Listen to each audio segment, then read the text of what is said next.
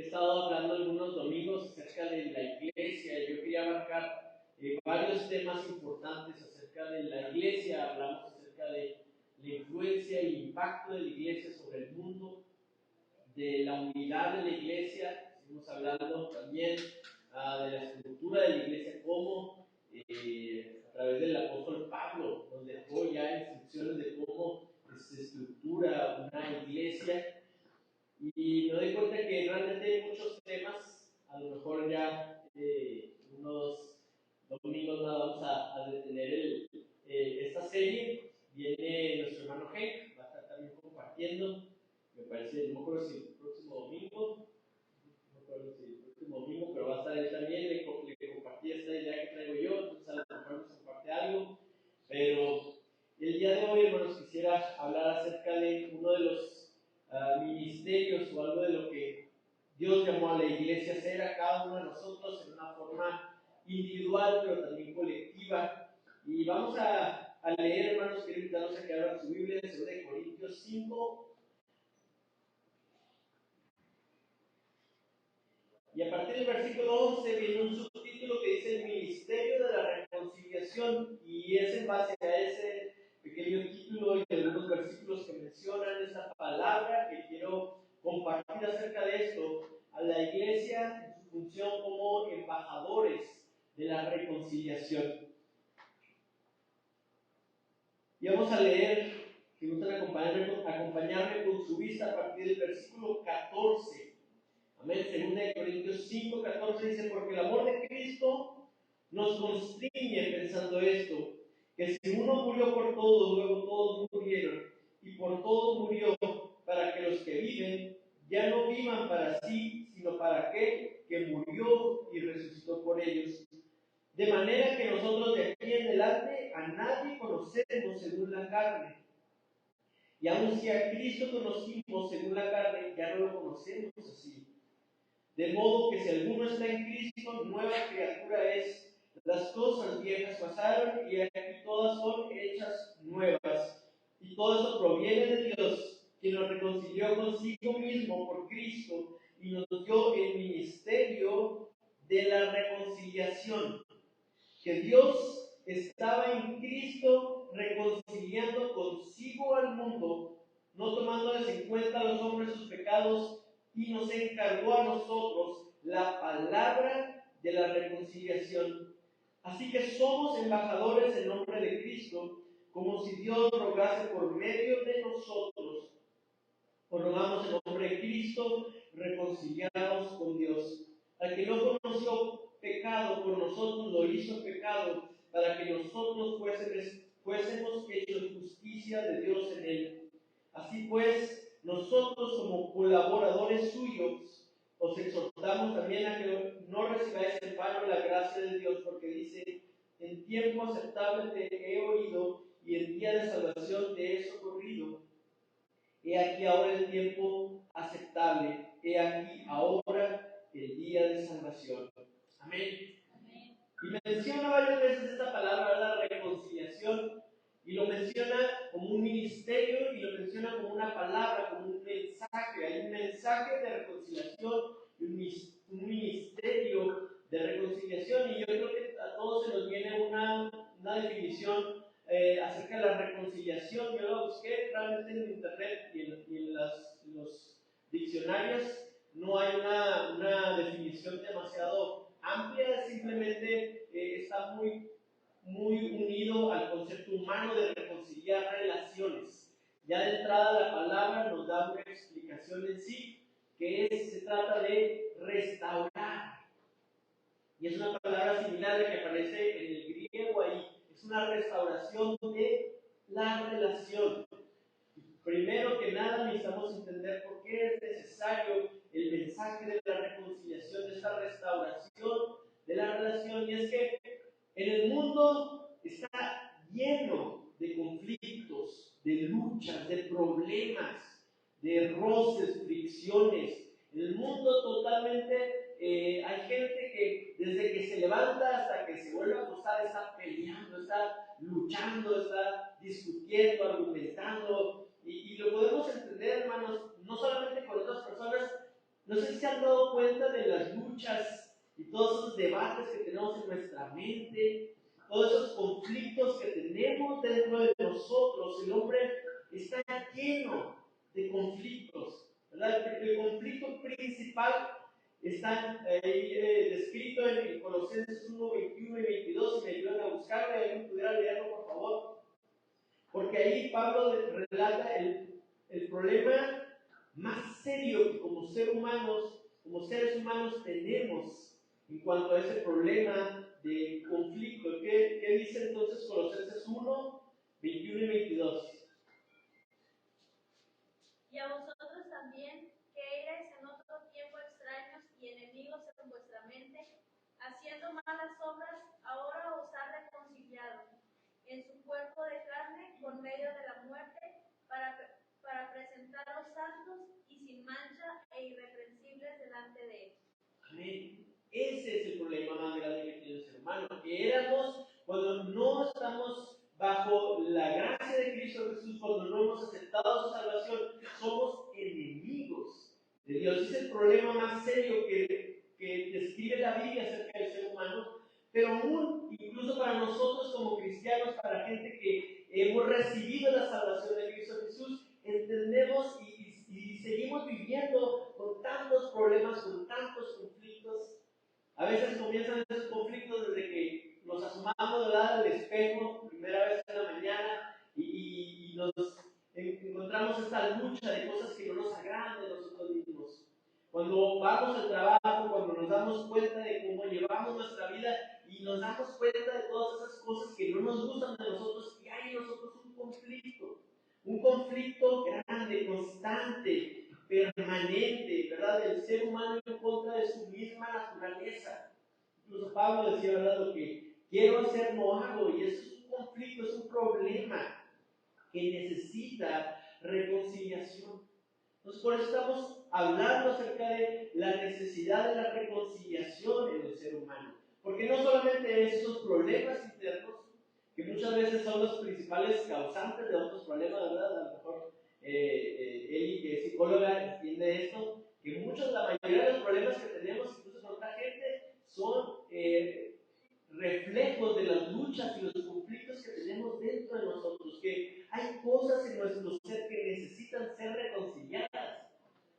No sé si a ustedes les pasa, pero a mí sí me pasa. Hay cosas en mi vida que necesitan ser reconciliadas, y aparte de esos conflictos, también hay los conflictos que todos conocemos, interpersonales, lo de la familia, la gente que convive, con los que trabajas, con los que estudias. Ahí hay muchos conflictos, hay muchas razones por las cuales están disgustados unas personas con otras, y hay gente que realmente llega hasta el odio. Y cuando vemos el mundo tan lleno de conflictos, nos damos cuenta que hay una mano que está empujando todo ese conflicto, que está promoviendo que haya este odio. Y es que el enemigo, Satanás, hermanos, él está buscando, él es el enemigo de la reconciliación.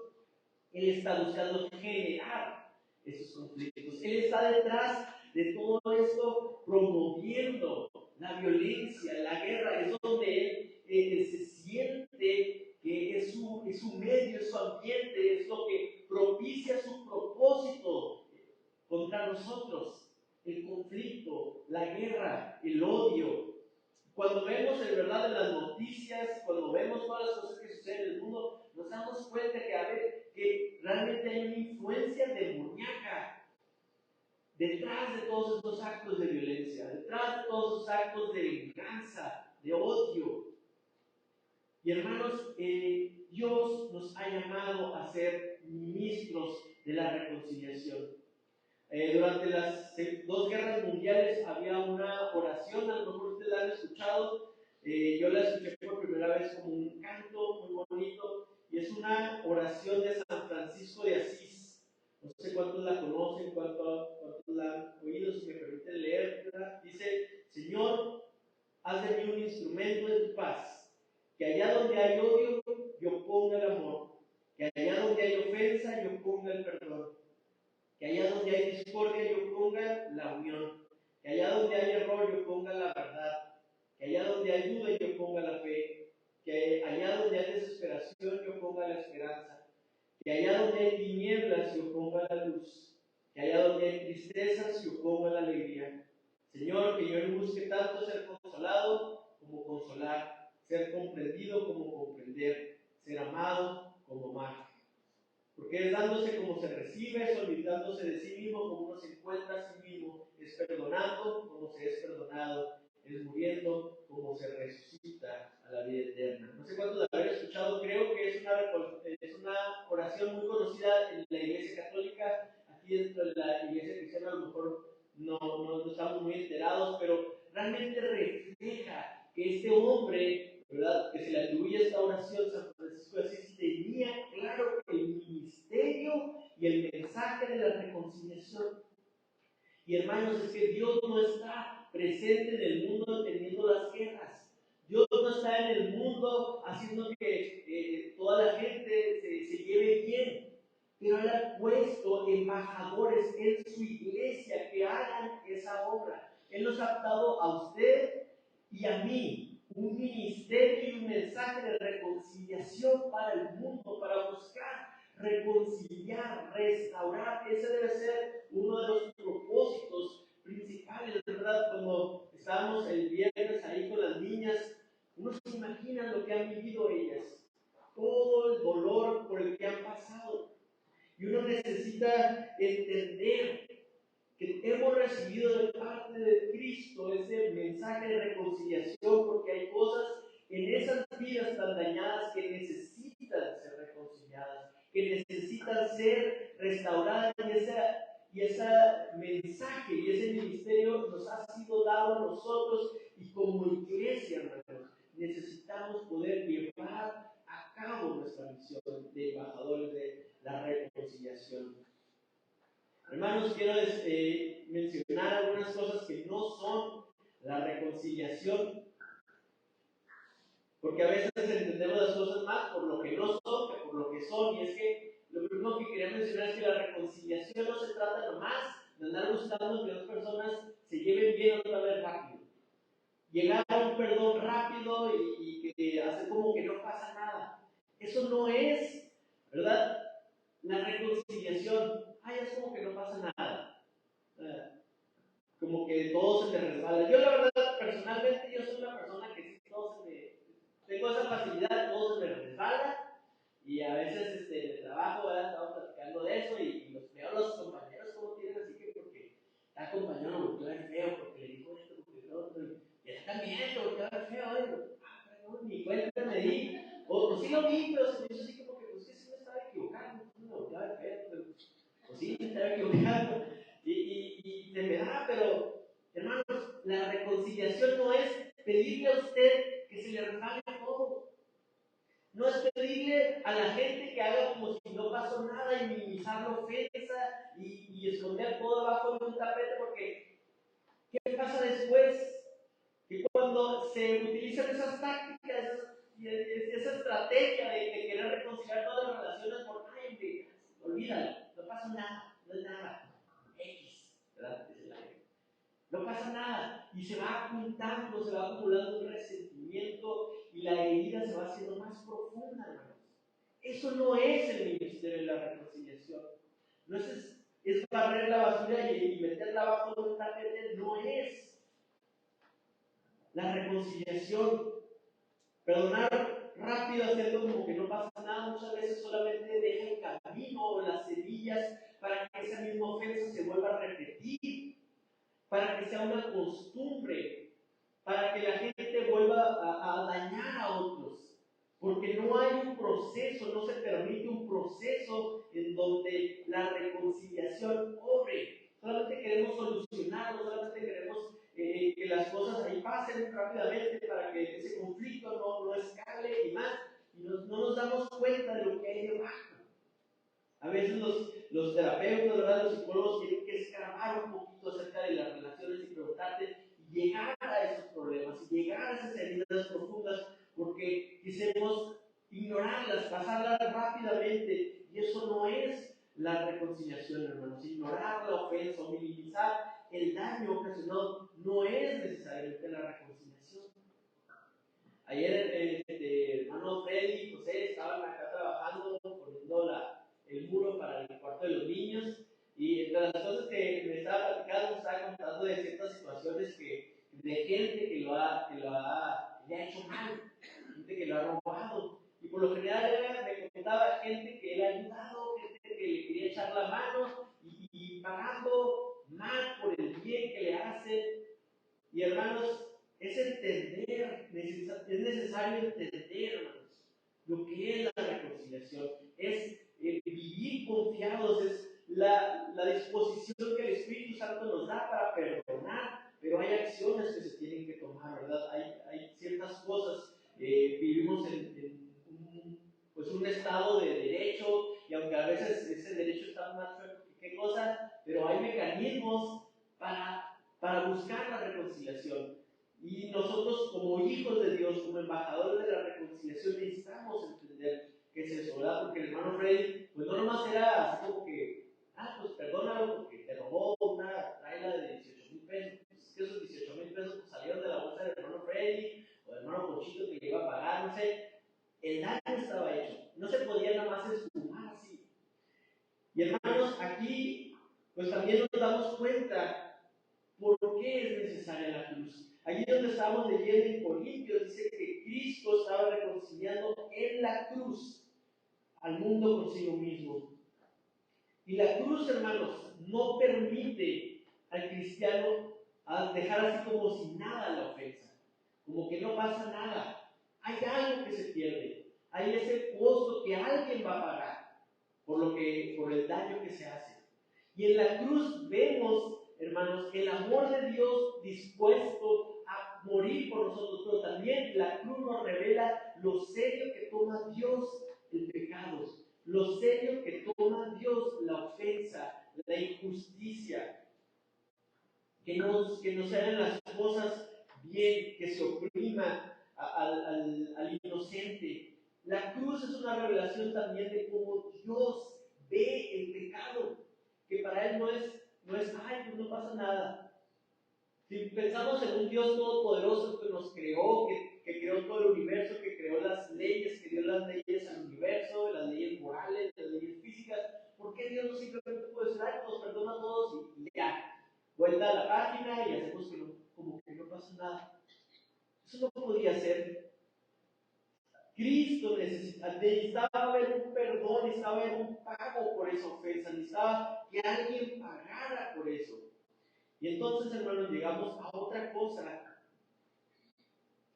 que es que nosotros a veces pensamos que pudiera ser la reconciliación, y es que tenemos unos mecanismos como para que la ofensa no nos dañe, ¿verdad? A lo mejor no se nos resbala, pero lo que hacemos es que tratamos de quitarle a la otra persona, al transgresor, le tratamos de quitar su esencia humana y lo hacemos menos. Es una técnica que muchas veces se usa, ¿verdad? Ay, no le hagas caso, pues fíjate quién lo dice.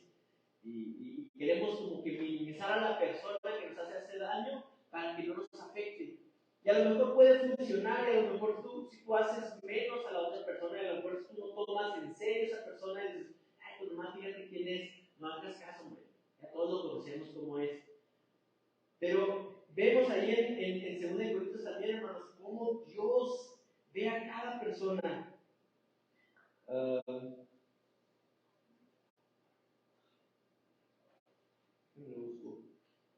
Dice 16, de manera que nosotros de aquí en adelante a nadie conocemos, o dice otra versión, juzgamos según la carne, según estándares del hombre. ¿Verdad? No queremos, necesitamos ver el valor que tiene y que Dios da a cada ser humano. La reconciliación, hermano, necesita que tú veas el valor de la persona que ofende. Necesitas que tú comprendas que Dios puede hacer a esa persona completamente nueva para que la reconciliación empiece su camino. Si tú quieres quitarle a esa persona porque por lo mal que ha hecho, tú quieres, y esa persona ya no vale la pena, ya no sirve para nada, no recibas nada de esa persona, estamos en contra de lo que Dios nos enseñó. El ministerio de la reconciliación requiere que nosotros veamos y consideremos el valor tan grande tan profundo que Dios le da al ser humano, a cada ser humano. Si queremos nosotros solamente, ¿verdad? Si queremos nosotros solamente deshacernos de esas ofensas, haciendo menos a los que nos ofenden, no estamos en el camino de la reconciliación. Tampoco, hermanos, el tomar venganza es la reconciliación, porque estamos viendo ahorita, ¿verdad?, que Dios toma en serio el pecado, Dios toma en serio las injusticias, y la cruz nos revela esto. Entonces necesitamos ver que Dios, y sobre todo en el Antiguo Testamento, se revela no solamente como un Dios de amor, se revela también como un Dios de ira. ¿Y por qué es necesario entender que Dios es un Dios de ira, un Dios que toma venganza, un Dios que no está a gusto con la injusticia? Imagínese un juez que no le importa las injusticias que le suceden. Imagínate venir ante un juez que, pues todo es, pues, ¿qué tiene? Hombre, vamos a darle chance, vamos a dejarlo salir. Y nunca se imparte la justicia. Es necesaria impartir la injusticia. Cuando alguien es agraviado, hermanos, sentimos un desbalance, como que algo está chueco, desbalanceado y necesita ser restituido. Hay una parte de la justicia, ¿verdad?, que necesita cumplirse, necesita la justicia ser satisfecha. Y vemos en el Antiguo Testamento varias ideas de lo que Dios tenía pensado. Cuando pensamos en este mandamiento, en esta idea que Dios le dio a Moisés de ojo por ojo y diente por diente, a veces pensamos así como que nuestro concepto cristiano, en nuestras iglesias cristianas, el ojo por ojo y diente por diente como algo de que tenemos que andar tomando venganza de todo. Pero en realidad, ese ojo por ojo y diente por diente, y sobre todo los judíos lo entienden así, es un freno que le puso Dios al hombre para no ir más allá. Porque dentro del hombre hay un instinto de venganza y no es precisamente la justicia lo que lo motiva. No es un deseo por impartir justicia, sino es un deseo, un instinto profundo por venganza. En Génesis 4, 23 y 24 viene la historia de Lamec. Y dice Lamec que él mató a un hombre por su herida y que si Caín iba a ser vengado 7 veces, él iba a ser vengado 70 veces 7. La venganza, hermanos, en nosotros es un instinto por no solamente reparar el daño, sino ir más allá. Tú me hiciste, ahora tú las vas a pagar y yo te voy a hacer todavía otro tanto más. Voy a buscar la manera como que tú realmente pagues y sufras por lo que me hiciste. Y eso tampoco es el ministerio de la reconciliación, aunque sí está también apegado a lo que es la justicia. En la cruz de Cristo veíamos, ¿verdad? En la cruz veíamos que Dios muestra su amor al pagar por los pecados de todos, pero también satisfaciendo la ira y la justicia de Dios en Cristo Jesús. En aquel que no conoció pecado, por nosotros lo hizo pecado para poder destruirlo, poner todo el peso de la justicia y lo que para Dios representa el pecado, que no es algo que solamente se puede ignorar, que no es algo que solamente se puede pasar por alto, que no es algo que solamente pues, que se te resbala. Hay una justicia que necesita ser satisfecha, pero en la ira que dice Santiago, ¿verdad?, en la ira del hombre no obra la justicia de Dios. Por lo tanto, nosotros como ministros de la reconciliación no estamos llamados a un ministerio de venganza, no estamos llamados a un ministerio de andar impartiendo justicia y así todo como justiciero, ¿verdad? Sino que la reconciliación va más allá, hermanos, involucra la justicia. La reconciliación involucra que haya consecuencias a veces. No es solamente una idea muy cristiana de perdonar todo y hacer como que no pasa nada y jamás mantener responsables a los que hacen las cosas. Hay un caso, no sé cuánto lo escucharon, ¿verdad? Desde hace unos años que hubo un movimiento que en inglés se llamaba como Me Too, en donde empezaron a hacerse públicos pues, acusaciones por abuso y todo eso estuvo bastante fuerte. Y realmente lo que hacía y el papel que jugó alrededor del mundo, en la política y en el entretenimiento y en los deportes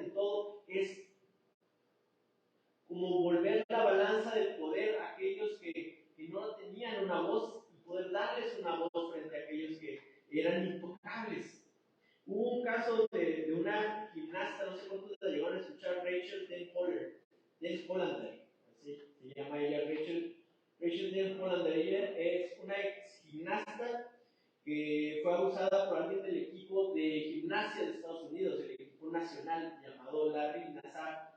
Y en 2018 ella confiesa o denuncia a este hombre públicamente, y eso provoca que finalmente cientos de otras mujeres confirmaran sus historias de abuso por este hombre. Pero para ella fue una batalla, porque ella es una mujer cristiana y ella ya estaba casada. Estas cosas habían pasado cuando ella tenía 7, 8 años. Y cuando su mamá la llevaba a la gimnasia, y este señor se dedicaba a pues, la rehabilitación, ¿verdad? Todo el cuidado que el cuerpo necesitan los atletas, y él era parte de ese equipo pues, de preparación física, pero este era un hombre que ya sistemáticamente estaba aprovechándose de su trabajo. Y que habían pasado muchos años, y que incluso dentro de la comunidad de la gimnasia era alguien muy apreciado, pues que tenían en alta estima.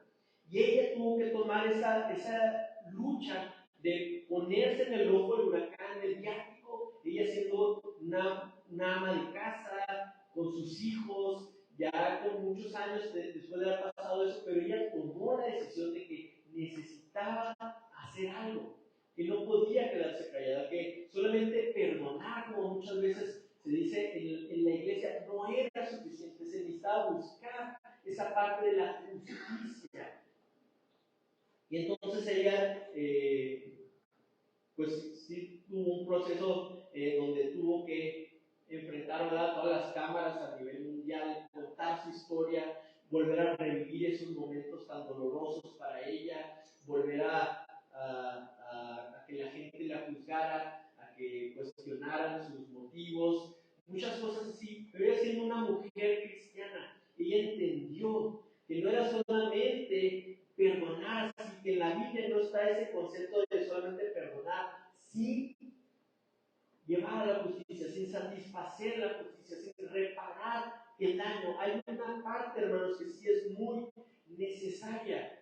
Y ellos, incluso porque su esposo también es pues creo que está estudiando el doctorado, entonces ellos empezaron a escribir y hacerse escuchar de mucha gente, y ellos denunciaron también que en la iglesia cristiana hay muchos casos en donde no se le da voz a aquellos que son abusados, y que se mantiene en un trato preferencial a gente por su posición dentro de la iglesia, y que son intocables y que no se les podía decir nada. Y ellos empezaron denunciando eso, aprovechando toda la tensión mediática que tenía, y ella pone sus razones y sus motivos. Es muy interesante leerlo, cómo, hermanos, a través de la Biblia vemos cuál es la perspectiva de Dios en el caso de que hay un problema de estos. En Levítico, ustedes si podemos leer Levítico 19, 17 y 18, si vamos para allá.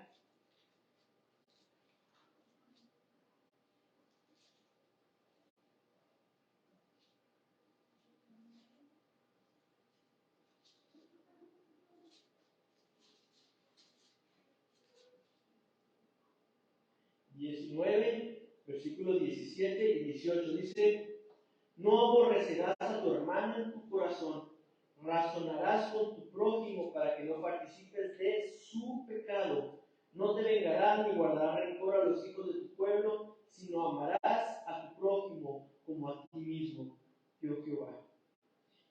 Y cuando queremos poner juntos, ¿verdad?, este ojo por ojo, diente por diente, este versículo en Levítico 19 nos va dando luz de cómo Dios busca que haya una reconciliación cuando hay un daño, cuando hay un problema, cuando hay algo que necesita ser pagado. Dice ahí: no aborrecerás a tu hermano en tu corazón. Un primer paso es cuidar cuáles son los motivos. Y esta gimnasta, ¿verdad?, ella describe cómo ella luchó en su corazón por perdonar a este hombre, pero sabía que eso no era necesario. Había, como dice ahí más adelante, ahí Levítico, ¿verdad?, razonar con él, había que exponerlo.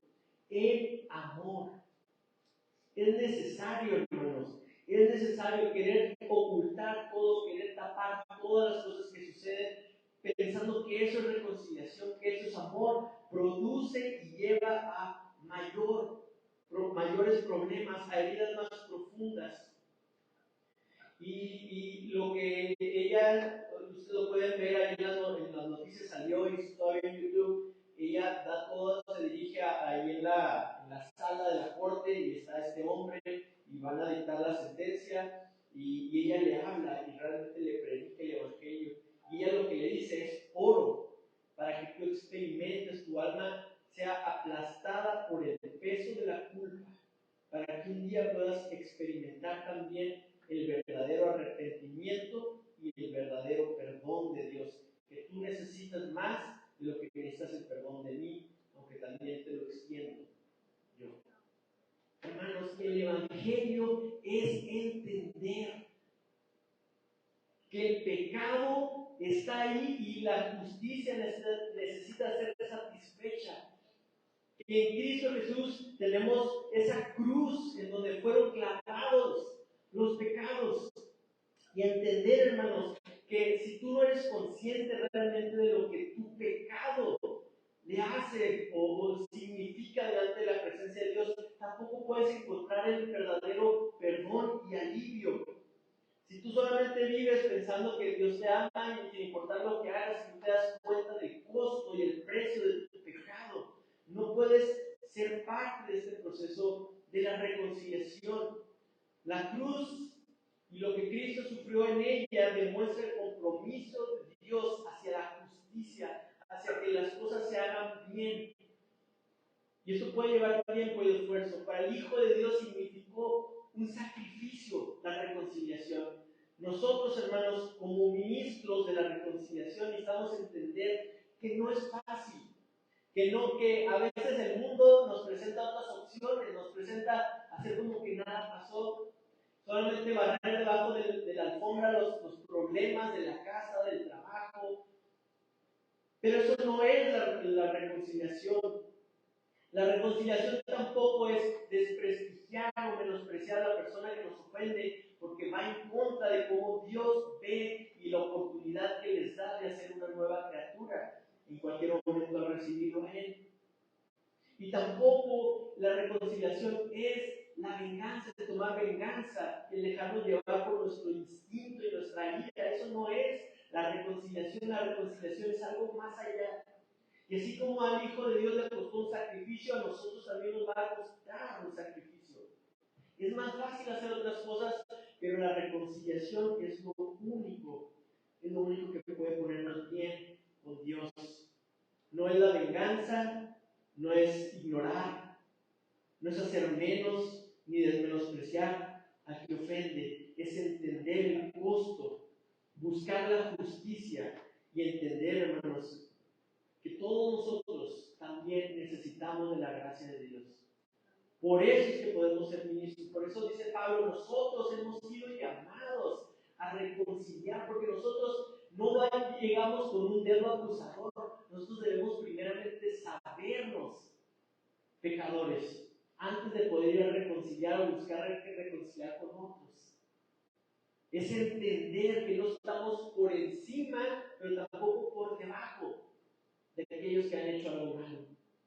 Por eso hemos sido llamados, por eso necesitamos entender, y solamente los que verdaderamente entienden la reconciliación de Dios a través de Cristo Jesús en la cruz, es que pueden entender y ayudar a la reconciliación del mundo. A la iglesia está llamada a este ministerio, a hacer el ministerio de la reconciliación y a llevar el mensaje de la reconciliación, hermanos. Y nosotros necesitamos vivir en perdón. Nosotros necesitamos entender que hemos sido perdonados también de nuestros pecados y que cualquier persona, cualquiera, sin importar lo que haya hecho, puede recibir el perdón de Dios. Amén. Oremos. Señor, te damos gracias, primeramente por tu amor tan grande, porque tú, Señor, nos amaste, tanto así que decidiste morir en una cruz por nosotros para reconciliarnos, para restaurar esa relación con la que nosotros no podíamos restaurar, Señor, sin importar lo que hiciéramos, sin importar lo que pudiéramos hacer, decir, pagar. No era suficiente, jamás hubiera sido suficiente, Señor, pues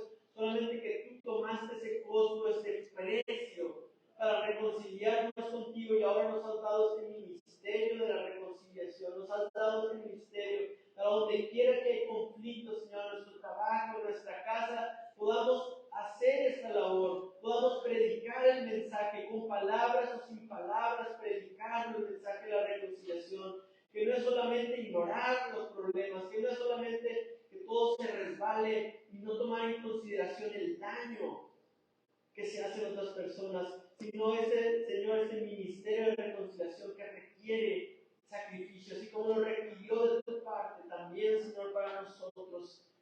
Entendamos que no va a ser fácil, que si queremos disponernos como instrumentos de reconciliación en tus manos, Señor, no va a ser sencillo, no va a ser algo que vamos a poder acabar en 15 minutos, que a lo mejor va a tomar semanas, meses, que va a requerir una obra profunda de introspección en nosotros mismos y de práctica honesta de amor por aquellos que nos ofenden. Pero, Señor, que nunca abandonemos este ministerio de la reconciliación, que no abandonemos ni reneguemos, Señor, de este mensaje y este ministerio que tú nos has dado. En tu nombre precioso lo pedimos. Amén.